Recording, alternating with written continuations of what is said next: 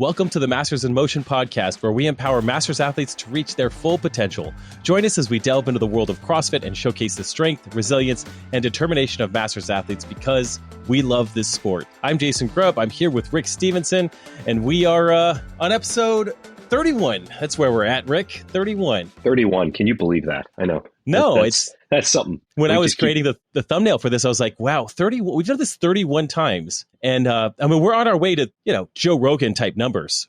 I can't wait till we're on episode 2000 when we're in our 70s, we're just going to be crushing it with an audience of millions of Masters athletes. When I roll back and I'm listening to podcasts on a lot of the more established ones, I'm still amazed at how many times I have to keep rolling through the episodes, the 480, right. That I'm only at 220. I'm still looking for something specific, or I'm like, my God, is there content out there? But we just took a break. We took a break around the 4th of July, and it looks like we took a break around Labor Day. So what's the next holiday coming up? I don't know. I think it's maybe Thanksgiving, but maybe Thanksgiving weekend. We'll cross those bridges. Last week, you and I, we both sort of went messages back and forth. We're like, hey, let's just wait for next week. We'll have a little with some Easter eggs from the MFC Masters Fitness Collective. We'll have those workouts. That'll be fun to go through. And you and I, all we've got to do is click record, and we've got content. Yep. Just you and I talking, we've got content. But we were like, hey, let's just give it a week. And you know what I did instead last week? Tell me. Nothing. I did nothing. I watched more episodes of something on YouTube. I was going to say, there's a lot of YouTube being watched right now. Actually, the last few weeks on the weekends have been football. Sure. I am a big both college and pro football fan, and it does help Thursday night, Friday night with high school football, Saturday and Sunday, and all the other nights. But there's some dead nights like Tuesday, Wednesday. Boom. You're sitting there going, what's on? Oh yeah. Perfect to record or go watch YouTube. And I've speaking of that, I am scraping the bottom of the barrel on YouTube. I really think, because I go through my YouTube feed. Like, what does YouTube think I want to watch? It thinks I want to watch poker. It thinks I want to watch bodybuilding, which you don't ever really want to watch bodybuilding. Yeah. I do want to watch poker. I do like poker. But it also likes to show me all kinds of do-it-yourself construction projects. Yep, because you did one search one time. One time. I did a bathroom one time, and they get me every time. I've been watching the Perkins Builders Brothers, where it's just these guys in North Carolina that build houses from scratch. It's like 40 episodes, start to finish, and my wife loves it when it's 10 o'clock, the kids are in bed, I plop down on the couch, throw some Normatec boots on, and I turn on my builders on YouTube. She's like, seriously, we're watching this again? Again? God forbid I get caught up on a series like Better Call Saul or something like that. But I've done that. I never do. Done all that, I'm waiting. But I'm not even going to tell you what she digs up on YouTube when she's like, hey, can we watch this? She would be too embarrassed because it's sort of like... I'm not even going to say what it is, but it's bottom of the barrel kind of fun. But anyway, into trade off back and forth with watching. We trade off. What you want to watch and what you want to watch. Everything's a compromise. Everything's compromise. Amen. What do you got for news this week, Rick? On we're kind of in the off season, but what do you got?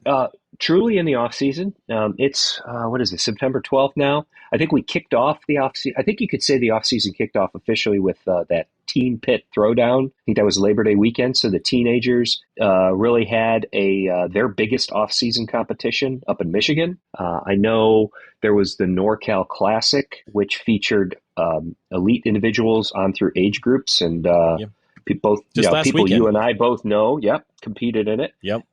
There was the Madrid Championship, which did have age groups as well, but I think it was headlined by who was there in terms of elites, the Dukic brothers and Travis Mayer and some other Karen Frey and some big names on the individual side. There was also the British Masters Championship was this last weekend. One of my Boulder athletes was up there, and saw Kelly Friol and said hi to her virtually. So a lot of competitions. I mean, MFC is coming up in 3 weeks. So we've got this.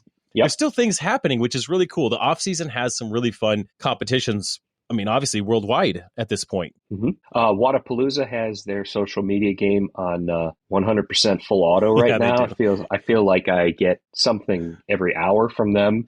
I know we're in a countdown to their qualifiers starting in just a couple of days. Yeah, so they're ramping up that. A lot of folks at our gym at Black Flag Athletics are going to focus on Fittest of the Coast. That qualifier comes up at the end of the month through October, and that's in Charleston in the beginning part of the year, but they have a rather long qualifier. So there's a lot going on, and I think this it's fun because you have to know yourself, what you want to do, what your skill levels are at, where your skill levels are at, and what you want to try and accomplish in the, quote, off season.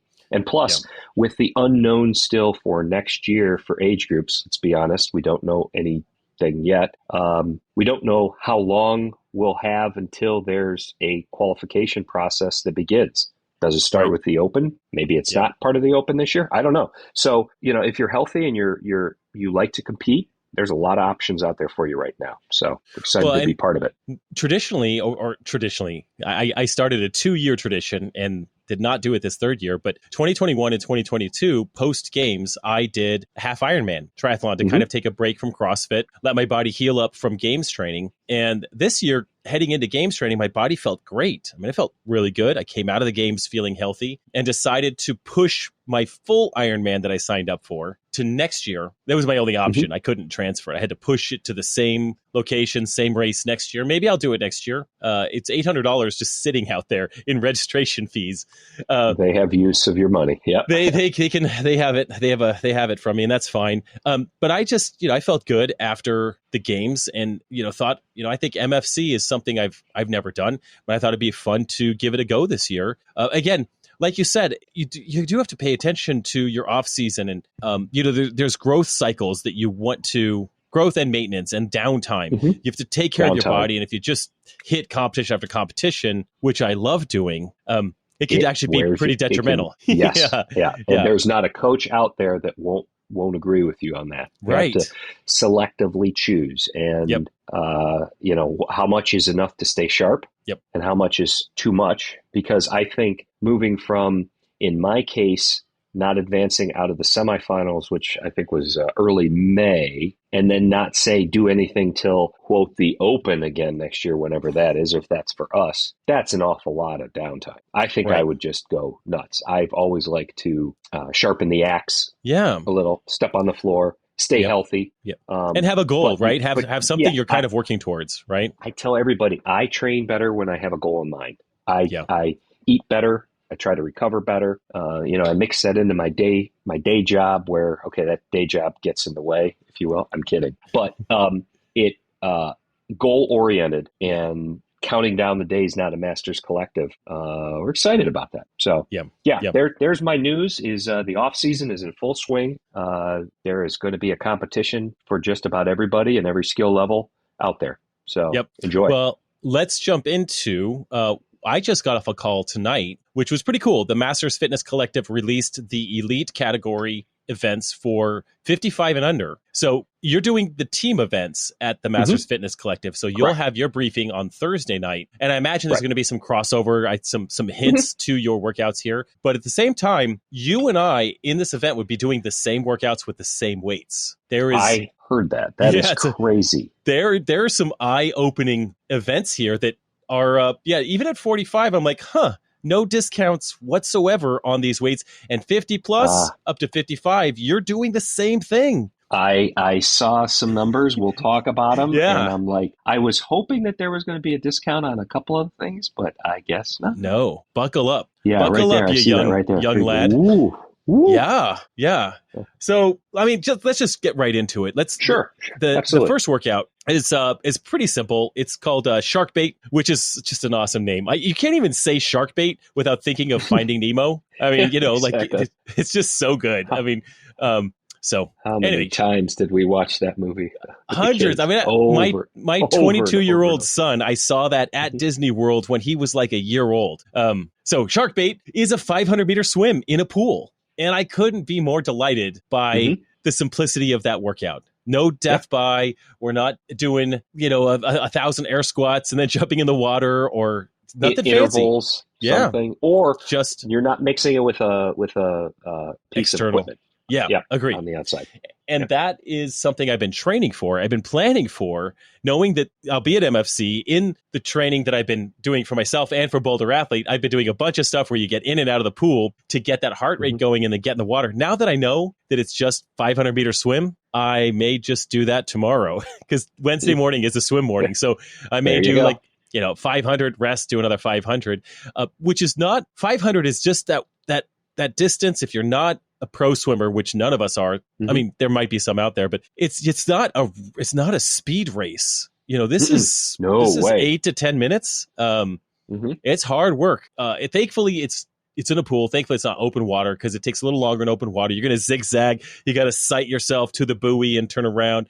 In a pool, you just swim laps and just however many laps it is until you're done. But I imagine that the teams are going to do something probably similar. You'll get in the water and you'll do something. I hope so. I do see there's a note, no walking along the bottom. Right. The pool that they used last year, I'm not familiar with because they did not have the teams swim last year. The pool, the first 2 years, it was earlier in the year. It was around Labor Day weekend, so it was warmer. We were outside, and you could touch the entire way, and people were like running in the lanes, and it was so infuriating. So I'm glad they probably have a real pool, to swim in. So and no running. You can hang on the side if you need a break. But real simple. It's pretty straightforward. You're just swimming some laps. You start in the pool, so there's no diving into the water, which it's actually preferred. Yeah, I can't even tell you how nervous I was at the games 2 years ago when you and I were there, and we jumped into the water. We dove into the water for those swims over and over again, and my biggest concern was losing the goggles, right? The pressure. If you're not used to doing it, like we're not, that's the thing. And that was just if you lost your goggles, you're just out of luck. You got to finish without goggles in that one. Anyway, event 2. Sharkbait. Okay. Event 1, sharkbait. Event 2. I can't pronounce the name of this one. It's kind of a weird name. I can't even pronounce it. Bjerndalen? I don't know. Bjerndalen?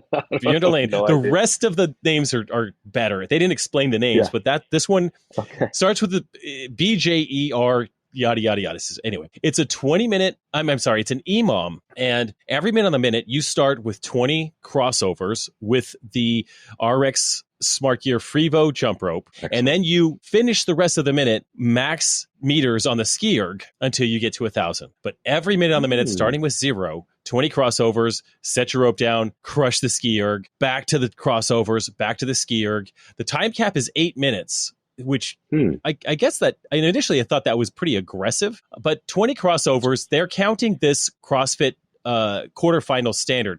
So arms cross, 1 rep, arms uncross, 2 reps, 3, 4. Does that make sense? That was the quarterfinal standard. That's correct. So it was the rope is passing under you 1 time, but by the time it comes back, you've got another rep. Yes. Yeah. It's almost, if you are continuously crossing that rope, each jump is a rep. If you are crossing if you're not doing any separate single letters in between there. But that, you saw crossovers there last year when you competed on the teams. The individuals saw crossovers. I was a little nervous they might sneak in double crossovers, which are just quite complex, but single crossovers are great. They're plenty tough. And with you mix that in with that Ski Erg, this is a fast transition workout. You got to get through those crossovers, get back to that Ski Erg and just tear those handles off.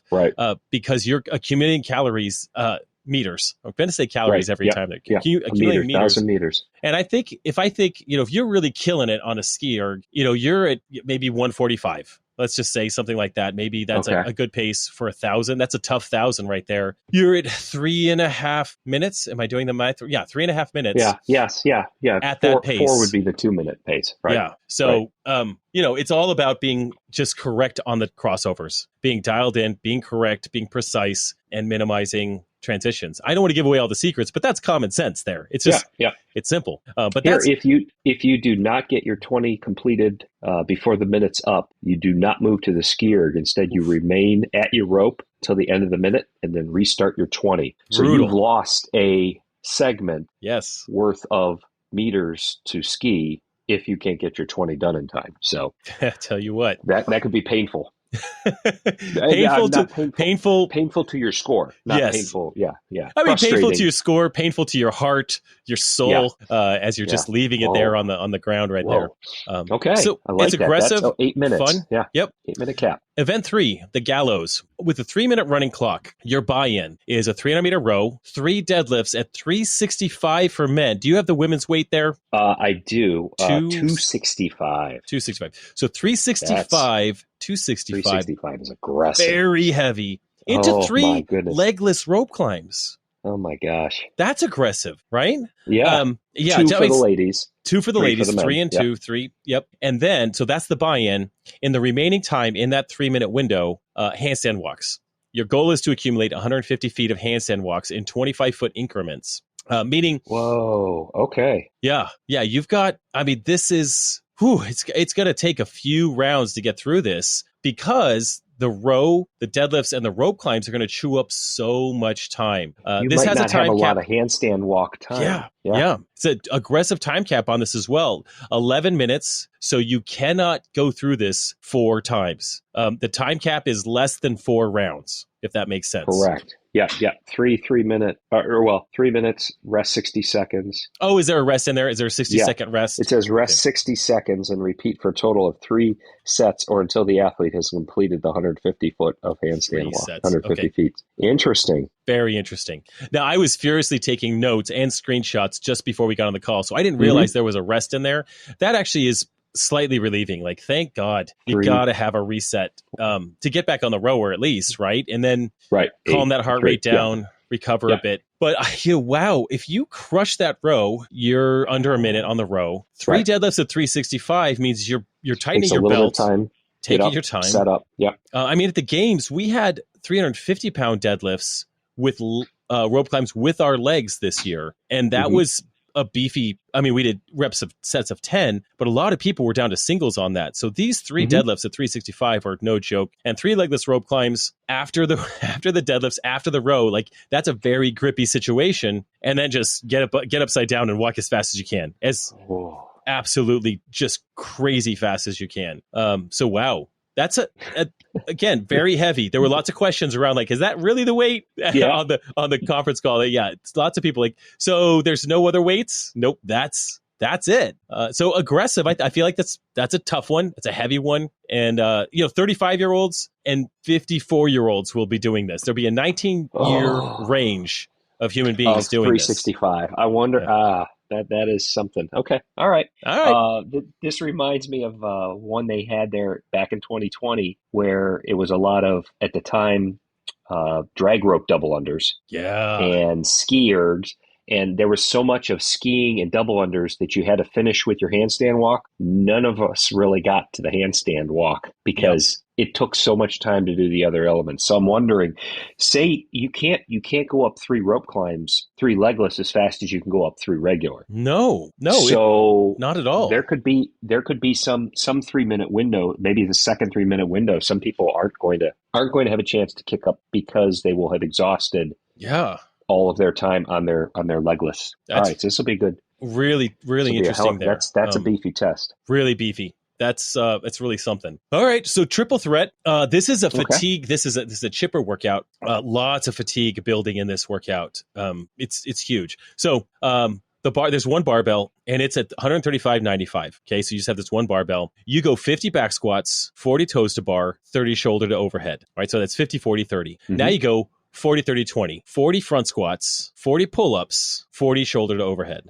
20 shoulder to overhead. Yeah. Okay. 40, 30, 20. Yeah. 40, 30, 20. Now you've got 30, 20, 10. 30 overhead squats, 20 chest to bar, 10 shoulder to overhead. This is a lot of volume, man. This is 120 squats with 135 in this time cap, in this window. The toes to bar, the pull-ups, the chest to bar, that's not, that's not crazy numbers. You're also looking at 60 shoulder to overhead at 135 mixed into all this. This is a huge volume. I'm gonna stop talking because when I read those, my jaw hit the floor. I'm reading this. I'm looking at. I'm like, okay. 30 overhead squats at 135 is doable. You've got to be in the right position. You're going to be very fatigued by the time you get there. I think that's a punch in the face at the end of the workout. Yeah. But then you have to get to the bar and 20 chest to bars. And if that's not enough insult, then you have to grab the bar again and finish the workout with 10 shouldered overheads. Imagine this. Imagine this in the first 3 minutes of the workout. You do your back squats, you do your toes to bar, you got 30 shoulder to overhead, you finish those, go into front squats with 40 front squats with dead shoulders, right? That's pain cave. But then in that 40, 30, 20, you got 20 shoulder to overhead right into 30 overhead squats. That overhead position is going to be fatigued, right? Yep. Wow. So I like the rep scheme. 50, I do too. 40, 30, 40, 30, 20, 30, 20, 10. This is just a punch in the face, and with a 16-minute cap, there's not going to be a lot of finishers. That's depending on the age group. Right. Depending on the age group, this is going to be how far can you get. Yeah. I just think that's especially if the 52-year-old will be using the same 135 as the 35-year-old. Yeah. That's a big difference. I like it. I think it's a really creative and fun workout. You've got so much squatting, so much. You've got all the squats in there, back, front, overhead. You've got all the pulling in there, or non-complex pulling, toes to bar, pull-ups and chest to bar. You've got, and then you've got the shoulder to overhead, which is just a lot of volume on that. So the workout makes sense. It's artistic. It's pretty. Right. I think on paper. I think in person, it's going to leave us sore. We're going to be sore from that one. It's a lot. And I think it's going to be a little tough to judges better be on point. That's all I have to say. With that much squatting. Yeah. That's a lot of reps that need to go below parallel. Yep. Toes to bar, pull-ups, chest to bar, easy to judge, not a problem, easy to count, especially as the numbers decrease. But everybody has different, mechanically is just built a little differently. So their squatting positions are going to be, I hope it's consistent. Agreed. Hope the judging is consistent. I hope that's consistent. The shoulder to overhead can also be a little sketchy. You can get a lot of barbells into the frontal plane there, not locking out overhead. Yeah, pushing forward. Yeah. Well, that's triple threat. Okay. And if that wasn't fun enough, we've got event 5, every second counts. Wow. And this workout is very similar to a workout we did at Legends in 2020, if you remember. Okay. So this one is 20 burpee box jump overs. Yes. Right? Yes. 20 burpee box jump overs, 10 cleans at 205, 135. Okay. These could be power cleans or squat cleans. At Legends, they had to be squat cleans. Here, they can be power cleans. And theirs was a little bit different. I think you went back and did 10 burpee box jump overs every time, but it was a 10, 8, 6, 4, 2 on the clean side. Very similar to this. So 20 burpee box jump overs, 10 cleans. 16 burpee box jump overs here, 8 cleans. 12, 6, 8, 4, 4, 2. So the burpee box jump overs are decreasing by 4 starting at 20, and the cleans starting at 10 are decreasing by 2 reps each quote unquote round. Oof. We've got 11 minute cap. Yeah. This is just painful right here. You got to power clean all these if you can, because it's just so exhausting to squat clean them. But the burpee box jump overs combined with 30 total cleans and 60 total burpee box jump overs, that's a lot of work to get through in 10 minutes, up to 11 minutes, with the time cap. Yeah. But this one, I think there will be many more finishers. Yes. Than the previous chipper. Yeah. I like this. The fact that it can be power, I think then does lead easier to judge. Yes. The box, I'm assuming the burpee box jump overs, 24 inches and 20. So nothing standard out of the ordinary there, and the nice soft foam boxes. So good. You crash and burn. You no get big deal. Back to your side where you have to do your rep again. Yeah, I like this. And again, a pretty simple design. Yeah. You're going to have WOD brain in the middle of the workout. Yes. But you have the descending rep scheme. Thank goodness. This could be terrible if it were ascending. Oh, could you imagine? Even more terrible. Yeah, it would be very deceptive. Like, but every second counts. Like that workout. That's event 5. Event 6, the last workout they released. There's 7 total workouts, but they only shared 3. They saved 1 finale for the end, which is pretty fun. Cool. Event 6, the hunter becomes the hunted. Again, fun name on a workout. 3 rounds for time, 30 calorie, 20 for the ladies, echo bike, 9 or 7 ring muscle ups, male, female, 50-foot overhead single arm kettlebell walking lunge. It's not double. Okay, good. It's not double. So it was written as 24/16 kettlebells. It says kettlebells, and so I assumed this was double overhead kettlebells, which would have been really tough at that weight. Really, really tough, right? Right. And then there was a clarifying question, and they clarified it to a single arm kettlebell walking lunge. All so right. better, tough, but better. Yeah, tough. Yeah. Absolutely. 12-minute cap. Okay. 3 rounds. Let's see. We got 90 calories on the echo bike in total. Yep. 27 ring muscle ups for men, 21 ring muscle ups for ladies. It's a good amount of ring muscle ups. That's a good amount for all age groups. Sure. Yep. And the overhead single arm kettlebell walking lunge messes with everything. It messes with the echo bike, messes with the shoulder in a good way. I mean, it creates fatigue. This is a very fatiguing workout, and one of those that could get really tricky in the second and third round as fatigue just really starts to bury you. Now, you're gonna be pretty beat up after that first 50-foot section. Yeah, head back to the bike and know that you've got 30 more calories to knock out twice there. Yeah. Wow. Oof. Yeah, it's beefy. And this is not necessarily the order that the workouts will be in. That was made clear. But these are the workouts. And it really is always interesting thinking about how they order these workouts, because there's going to be different levels. If we had 2 workouts in one day, let's say we had, all the 60 shoulder to overhead and overhead squats and all that, event 4, triple threat. If we had that on the same day as event 6, we're in trouble. We're in big, big trouble. But honestly, like, as I look through this, I'm like, well, I don't really want to do the burpee box jump overs and cleans on the same day that I do the echo bike and ring muscle ups. That's just how it goes. Like, I don't want to do any of these on the same day. I want this to be a 7-day competition. One workout a day sounds great. At 11 a.m. in the morning. Perfect absolutely. Time. Yeah. They have changed the floor layout and actually location over the years. But last year they had multiple floors going. And so given the fact that you'll have teams in here doing something similar or variations of, this is why you can't count on the order being how we described it. Yeah, sure. However, you can play the guessing game now. What's missing? What's left out? They've skied, you've rode, you've had the echo bike. There's no sandbag work. So yes, there's no sandbag work. There's no max lift or really heavy lifting, right? Correct. No heavy lifting. Or accumulated sandbag. Rep max or sandbag. There's no thrusters. No thrusters. Ooh. I know, but you have had gross. Pull-ups and chest to bars. Yeah. And you've had ring muscle ups. Well, you're missing maybe bar muscle ups. Bar muscle ups, maybe running. Maybe some more running. But I don't know if you do that for a finale. I know. It's not very exciting. They did have us run last year. Even with teams, you ran out of the venue. Yeah. Around a course, back into the venue. So that could be fun. If we did running like that, can be fun. Yeah. I was thinking running on assault runners or those aren't that exciting, but running outside, coming in, and then having to do some sandbag work. I mean, that'd be really fun. I'm just guessing. Sandbag. They've had D-ball work in the past. Yeah. There's no. You didn't mention dumbbells? No dumbbells, not yet. There you go. Dumbbell snatching. No, they have kettlebells for the overhead walking lunge, which would make me think they're not going to have dumbbells on site. But we could see some. I mean, I doubt that we did if we were going to do kettlebell walking lunges. I mean, if kettlebell snatched, kettlebell clean and jerks, those could really get messy and fun. If they were to sneak something like that in, just because they have kettlebells. We haven't seen any step overs, like kettlebell step overs, box step overs. Those are awful. These are all the things I don't want to see. I don't want to do thrusters. I don't want to do kettlebell walking legs. I don't want to do kettlebell clean and jerk. I love running. I would like to run. I like sandbag work. What are we missing? Trying to think of, like what we've done. Just regular double unders, but since they put crossovers in, they just might not throw regular double unders. Agreed.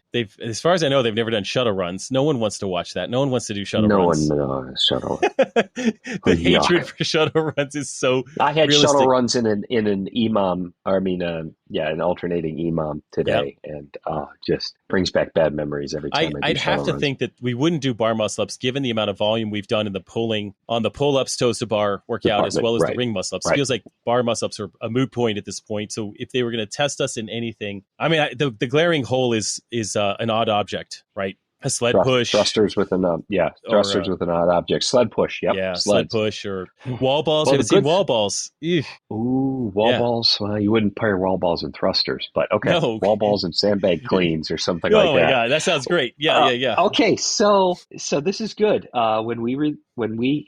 When everybody listens to this, we'll have a couple of weeks. We'll have a wrap-up show. Obviously. And we'll talk about what was missing. Yep. We'll have to see how close we were on that. Yeah. And I'm sure as any of the athletes that are out there that are in the elite category, we'll probably be practicing these a little bit and getting a feel for them. So I'm kind of excited to do that. I always like practicing a bit. I don't want to overdo it. I often don't practice the full workouts. I feel like sometimes that's just overkill. Like but if I could get through a round to get a feel for it, get a feel for the transitions, get back on the crossover game. Haven't done crossovers consistently in a while because we were expecting them so much for quarterfinals, semifinals for us. And then once we didn't have them, I would just, I prepared a little bit for the games, but it'll be fun to practice a bit of this. I can't wait to hear what your team workouts are, because then you and I can collaborate on like, hey, what are you practicing and how are you approaching that? And maybe we'll have to talk about this next week. Yeah, I think so. When I have my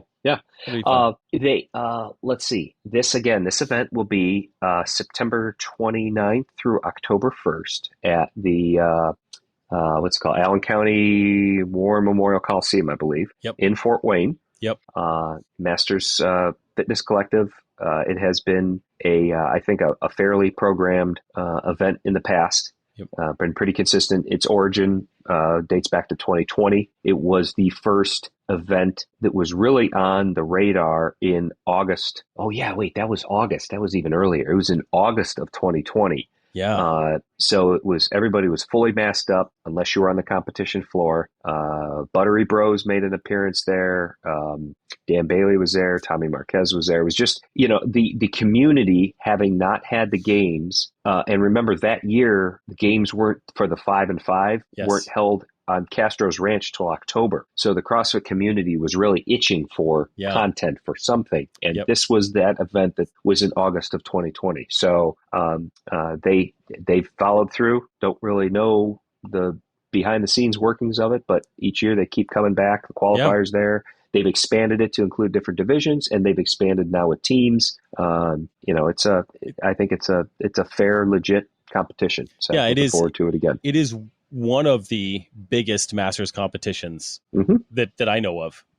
So correct. That's which is Masters only. Like you will not go there and be overshadowed by teams, elite teams or elite individuals. Last year, did they have a vendor village? There's some vendors that come in there. Yes, they did. Cool. Absolutely, cool. Absolutely did. Great. Yeah, and each year it's grown a little bit more. Remember, in 2020, it was. I don't think they allowed vendors at all. Now I think about it. Yeah, It would have made sense. Or there were a couple just around the edges, and what happened in 2020, we just kind of shake our head. Weird times.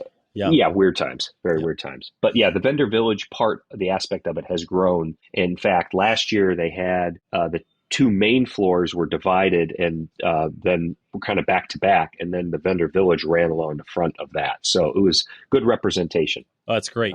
And they've got a warm-up area. This is my first time. Good, good warm-up area, which has improved and grown over the years. Let's put it that way. Awesome. Yeah. Awesome. Yeah. Well, I'm excited. I'm excited to hang out with you. We'll be roommates down there. And we've done this before. Looking forward to it. We might just make these traditions where we get to have our little vacations and go compete somewhere, and on the final night we're having pizza.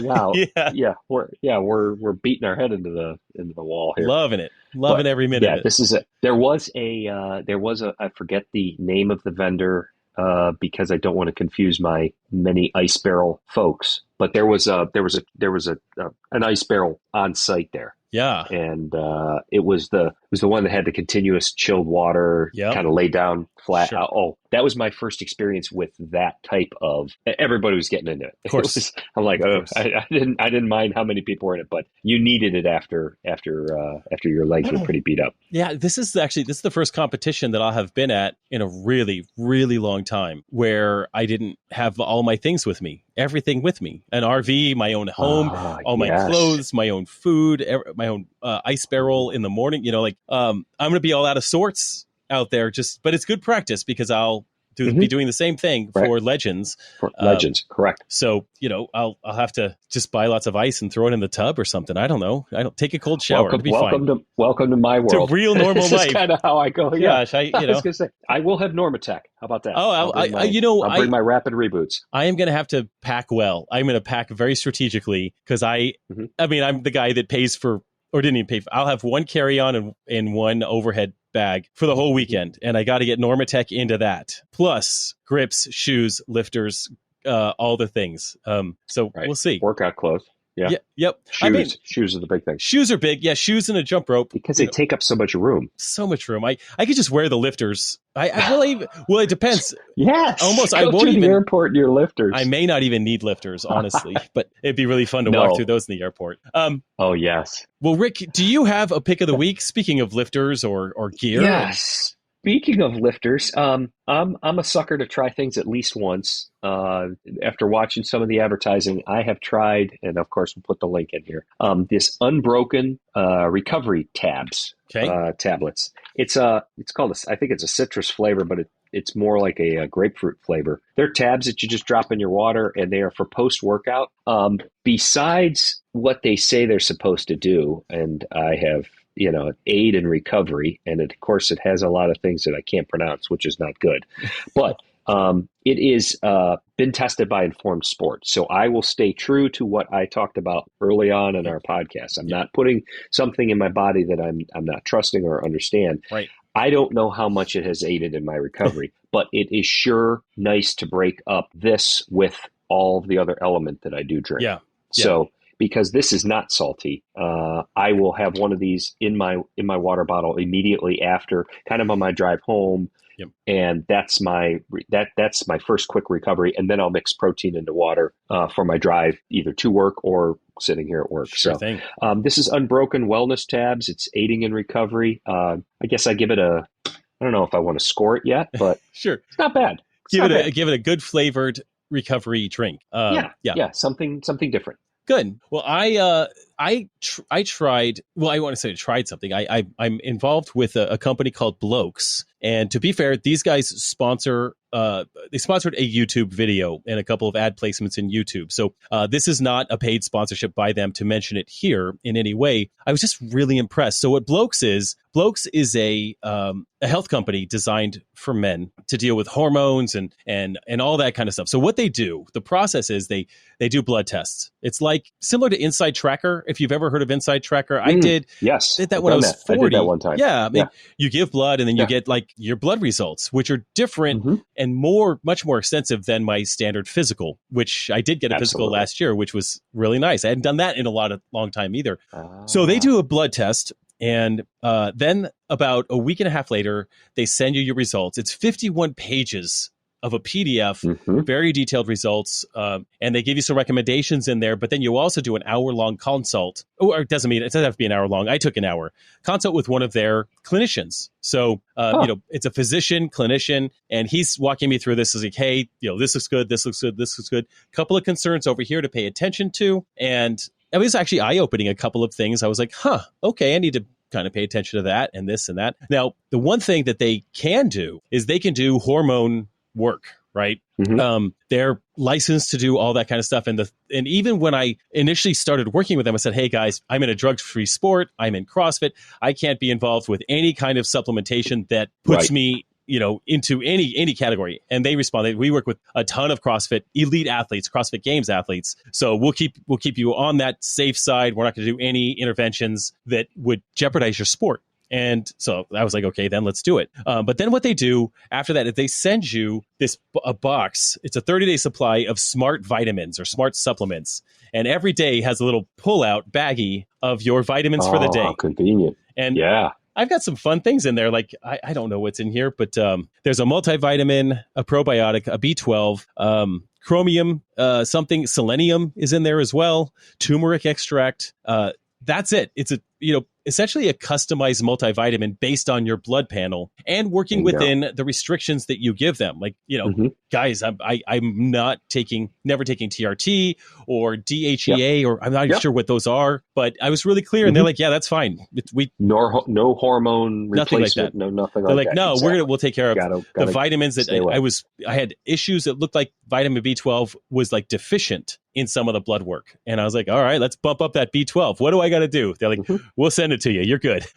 So the other thing that was really impressive was, even just signing up for the smallest little advertisement on YouTube, I got to talk with the founder. Like the founder wanted to talk with me and just connect, get to know, tell me the story where he sort of came from with this idea. And it was just a really wonderful experience. So, I like companies that listen thoroughly and that have that level of attention to detail. And so I thought I would share Blokes. I'll put a link in the description that is, you save 20% on your blood work. So it's something, it's been a wonderful experience with me so far. And my goal is to see really similar to you, like, hey, let's see how this recovery powder works in the future. Well, I have a 30-day supply here. I'm assuming that in 3 to 6 months of using these vitamins, we'll retest and see if blood markers change. Because that's really what matters, right? It doesn't matter if I'm taking a bag full of placebos that don't do anything. So that's when I'll really be curious. Like, did this improve things? Because a couple of the areas I was like, I need to improve this. I need to improve this.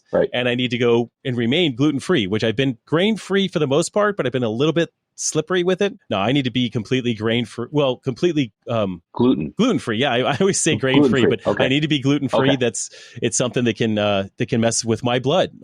I'm built that way. So, no gluten for me. So gluten-free pizza is what I got to go for, or cauliflower pizza when we celebrate the night, the last night at MFC. And you just, and that's a lot what you've learned over the years. Just based on, how you feel, how you digest. I feel great.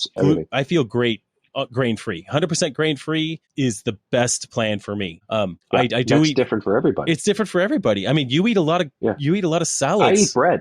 I eat a lot. Damn right, I eat a lot of salads. Yeah, but also I have bread in the morning. Yeah, you do. Peanut butter. You make sandwiches to go to competitions. Yeah, absolutely. Yeah. But I don't. It's not Wonder white bread. Right. I'm trying to take the multi grains or things like that might be a little bit better. But if you're trying to stay away from some of the very, very refined processed type breads, I don't think that does anybody any good. We learned that when we made our Wonder sandwiches when we were 7 years old. But they were so good. That was the only bread we had. They were just so good. I know. Even still, like Dave's, what is it? Famous Dave's bread or whatever it is. That's good. His white bread is like nothing else. But I can't have it. Like, it's just, as soon as I eat it, I'm like, all right, I'm sorry, everybody, but I had bread. So I'm just not doing it. And now I actually have like some clinical support to show like, hey, for me, here's some things that I need to do to improve my blood markers, which I want to do. I don't want to just like look good. I don't want to just perform well.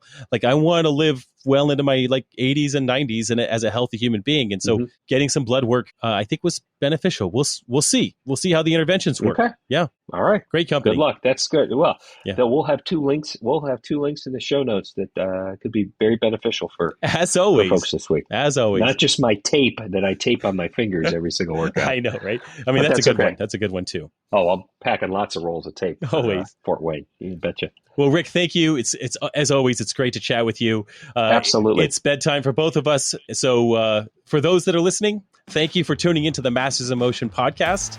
If you found this episode to be helpful, we'd be grateful if you could take a moment to leave us a 5-star rating on Apple Podcasts or your preferred podcast app. Your support helps us reach more listeners and grow our Masters community. Until next time, get bolder, not older. See ya.